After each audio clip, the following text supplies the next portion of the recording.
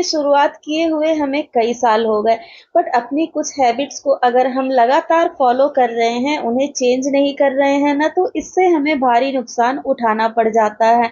और मेरे साथ भी यही हुआ। फिर तो मैंने अपनी आदतों को बिल्कुल बदल लिया और हाँ, अब मेरी जो गृहस्थी है एकदम स्मूथ गोइंग है। बहुत अच्छे से सब कुछ मैनेज कर रही हूँ। हमारी कई बार हैबिट होती है, या तो आलस में कह ले या तो हमें पता नहीं होता। हम लोग कुछ चीज़ों को एज़ यूजुअल ही यूज़ कर लेते हैं, उनको यूज़ करने के बाद कैसे भी वॉश करके रख देते हैं और इससे हमारी चीज़ें खराब होते जाती हैं। अब एग्ज़ाम्पल के लिए कर्टेन्स को ही ले लेते हैं। पहले मुझे भी नहीं पता था कि कर्टेन्स को अगर हम मशीन में वॉश करने जा रहे हैं ना, तो इसके रिंग्स को आपस में बाँध के वॉश करना चाहिए। जब मुझे ये नहीं पता था तो मेरे कर्टेन के रिंग्स भी निकल जाते थे मशीन में धोने पे और मुझे समझ में नहीं आते थे कि इनको बाहर हैंड वॉश करना तो देखिए पॉसिबल नहीं लगता है, सबके बस का नहीं होता है। इतने भारी-भारी कर्टेन्स को हाथ से कैसे धोऊँ, और मशीन में धोती हूँ तो रिंग्स टूट जाते हैं। फिर मुझे पता चला कि देखिए किसी भी एक छोटी-सी डोरी को ले लीजिए और सारे रिंग को एक साथ मिला के उनको आपस में बाँध लीजिए। देन आप मशीन में डाल दीजिए। अच्छे से इसको जितना भी टाइम लेना है, टाइम लगा के वॉश करिए। बिल्कुल भी आपके कर्टेन्स के रिंग नहीं निकलेंगे और ना ही कहीं से टूट-फूट होगी, ना ही खराब होंगे। अब कर्टेन्स के रिंग प्लास्टिक के हों या ऐसे मेटालिक हो, हर तरह के कर्टेन के रिंग को आप लोग बाँध के मशीन में डाल के कर्टेन्स को ईज़ी वॉश कर सकते हैं।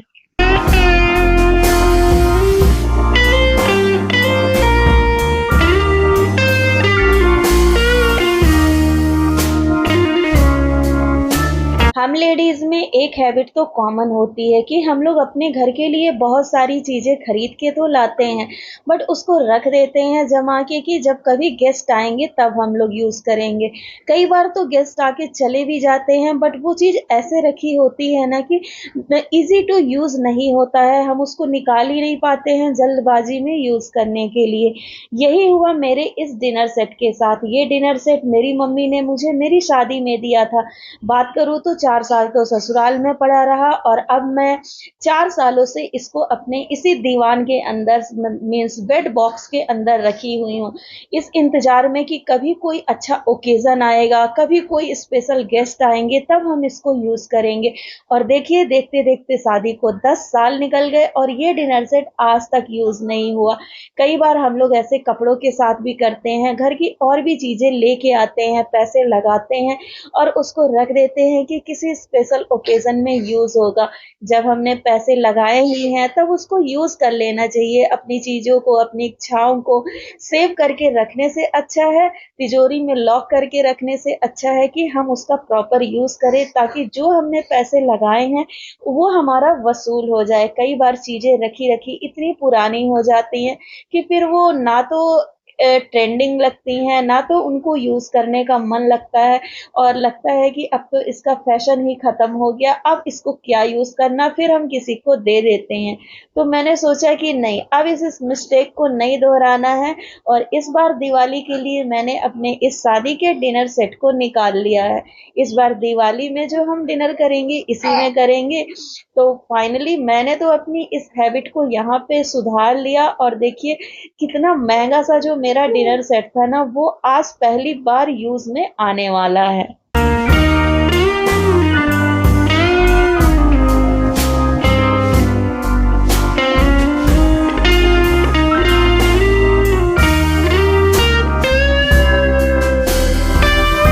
सारे घर का डेकोरेशन तो मैं पहले ही कर चुकी हूँ, बट किचन के लिए इस बार कुछ ख़ास टाइम नहीं मिला। क्लीनिंग वग़ैरह मैंने पहले ही कर ली थी।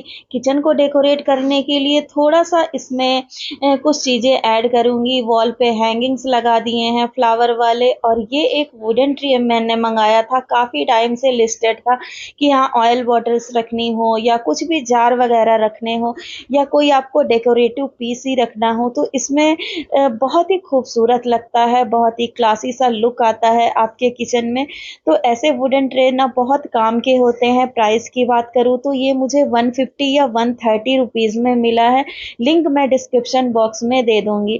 अभी वुडन ट्रे काफ़ी ट्रेंडिंग है, तो ये तो मैंने अपने किचन के लिए मंगाया और देखिए लुक कितना सुंदर आ रहा है। मीन्स ऐसी छोटी-छोटी सी चीज़ें भी अगर हम थोड़ा-सा दिमाग लगा के अपने किचन में या अपने लिविंग एरिया में या अपने बेडरूम में, घर के किसी भी कोने में ऐड कर देते हैं ना, तो वहाँ का जो पुराना सा लुक होता है ना, वो एकदम निखर के आ जाता है, नया-नया सा फ़ील होने लगता है।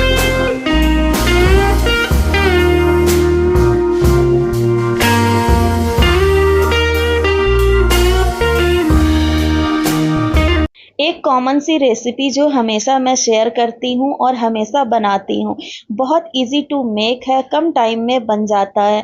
मीन्स जब आपके पास टाइम कम हो और आपके फैमिली को कुछ स्पेशल खाने का मन हो ना, तो इस रेसिपी को आप ट्राई कर सकते हैं। अपने फेवरेट वेजीज को कट कर लीजिए, देन सोयाबीन को सोक करके आधे घंटे के लिए छोड़ दीजिए। पानी निचोड़ने के बाद वेजीज के साथ उसको भी 2 से 3 मिनट के लिए फ्राई कर लीजिए। इसमें आप व्हाइट ऑयल का भी यूज़ कर सकते हैं या सरसों तेल का भी यूज़ कर सकते हैं। देन जो भी आपके फेवरेट सॉसेस है, soya sauce, chilli sauce, tomato sauce, schezwan sauce, सारे सॉसेस को मैं ऐड कर देती हूँ। पिज़्ज़ा सीज़निंग जो होता है वो ऐड कर देती हूँ और सारी चीज़ों को 2 मिनट हम और फ्राई कर लेंगे। इसमें आप पनीर क्यूब्स भी डाल सकते हैं और लास्ट में मैं गार्निश करती हूँ इसको थोड़े से ब्लैक पेपर को कूट के, मीन्स काली मिर्च को क्रश करके आप इसमें ऐड कर सकते हैं। नमक अकॉर्डिंग टू टेस्ट ऐड कर लीजिए और देखिए आपका बढ़िया सा सोया चिली बनके रेडी हो गया है। साथ ही इसके मैं बनाती हूँ हमेशा फ्राइड राइस, जिसमें वेजीज को थोड़े से छोटे-छोटे चॉप करके ऐड करती हूँ। ज़रा सा इसको 1 से 1.5 मिनट ही फ्राई करना है और फिर इसमें ऐड कर दीजिए जो भी राइस आपने बॉयल करके रखे हैं, मीन्स नॉर्मल राइस जो आपने बनाया है, और 2 से 3 मिनट इसको भी हाई फ्लेम पे फ्राई कर लीजिए। आपका soya chilli with fried rice बनके रेडी हो गया। धनतेरस में हम सभी का कुछ ना कुछ प्लान होता है, कुछ ना कुछ चीज़ें लिस्टेड होती हैं। मेरी लिस्ट में इस बार सबसे खास था कि मुझे जूसर लेना था। इलेक्ट्रिक जूसर का बहुत लोगों से मैंने रिव्यू सुना था, लेकिन मुझे अच्छा रिव्यू नहीं मिल रहा था, तो मैंने स्विच किया मैनुअल जूसर की ओर और इसे मैं मार्केट से ही लेके आई हूँ। अब इसका रिजल्ट कैसा आता है, इसका रिव्यू कैसा होता है, मैं तो नेक्स्ट वीडियो में आप लोगों के साथ ज़रूर शेयर करूँगी। सो फ्रेंड, मिलते हैं नेक्स्ट ब्लॉग में कुछ नई and amazing home making tips and hacks के साथ। Till then take care and bye bye. Lots of love from lifestyle with Ritu Mishra and